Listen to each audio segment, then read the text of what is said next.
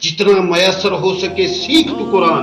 دنیا کا ہر کام سیکھ لیتا ہے انسان 40 سال سے لے کر 80 سال کی عمر میں بھی، مگر ایک بات میں یہ عذر ہے، میں نے شروع پرمت 20 سال کے بعد یہ عذر شروع کر دیتا ہے. 80 سال کی عمر میں مرتا ہے، کہتا ہے قرآن پڑھنا مجھے آتا شروع پرمتی.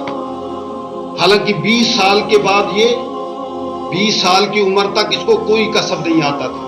20 سال کے بعد اس کو ڈالا نجار کے پاس، اچھا کاریگر بن گیا. لوہار کے پاس ڈالا، اچھا لوہار بن گیا. گاڑی ڈرائیور کے پاس چھوڑا اس کو تو اچھا ڈرائیور بن گیا.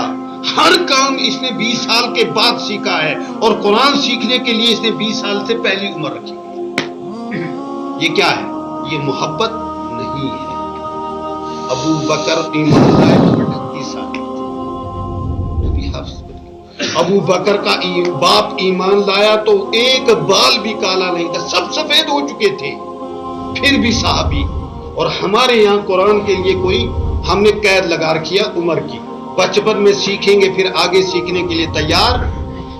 حالانکہ اللہ کے نبی کا فرمان تھا ماں کی گود سے لے کر قبر کی گود تک سیکھتے رہنا.